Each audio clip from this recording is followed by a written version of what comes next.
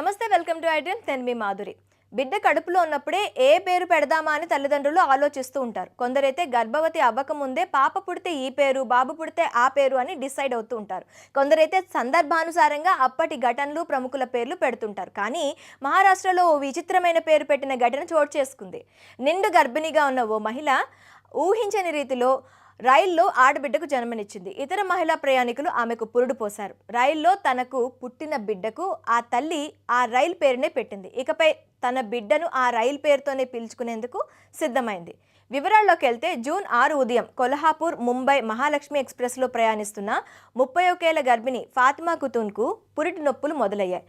రైలు లోనావాలా స్టేషన్కు చేరుకుంటున్న సమయంలో తన భర్త తయ్యబ్కు ఆ విషయాన్ని చెప్పింది. అయితే ఫాతిమాకు వాంతులు అవడంతో ఆమె బోగీలోని టాయిలెట్కు వెళ్ళింది. చాలాసేపటి వరకు ఫాతిమా తిరిగి రాకపోవడంతో భర్త టాయిలెట్లోకి వెళ్ళి చూశాడు. ఫాతిమా ఆడబిడ్డకు జన్మనిచ్చిందని గుర్తించాడు. హాస్పిటల్కు వెళ్లే అవకాశం లేక రైలు బోగి టాయిలెట్లో పాపకు జన్మనిచ్చింది ఫాతిమా. ఈ విషయాన్ని రైల్లో ఉన్న ఇతర మహిళా ప్రయాణికులకు తన భర్త తెలిపాడు. వారు ఫాతిమాకు చేతనైన సహాయాన్ని చేశారు. తన భార్యకు డెలివరీ అయిన విషయాన్ని భర్త తయ్యబ్ రైల్వే పోలీసులకు తెలిపాడు. రైలు లోనావాలా స్టేషన్కు చేరుకోగానే అక్కడి రైల్వే సిబ్బంది ఆమెను ప్రభుత్వ ఆసుపత్రికి తరలించారు. తల్లి బిడ్డకు డాక్టర్లు చికిత్స అందించాక డిశ్చార్జ్ చేశారు. ఇంతకీ అసలు విషయానికి వస్తే పాపకు హిందూ పేరు పెట్టారు తయ్యబ్, ఫాతిమా దంపతులు. తిరుపతి నుంచి మహాలక్ష్మి ఆలయానికి వెళ్తున్న కొందరు ప్రయాణికులు రైలు బోగిలో డెలివరీ అయిన పాపను చూసి మహాలక్ష్మి ఎక్స్ప్రెస్లో మహాలక్ష్మి జన్మించిందని అన్నారట.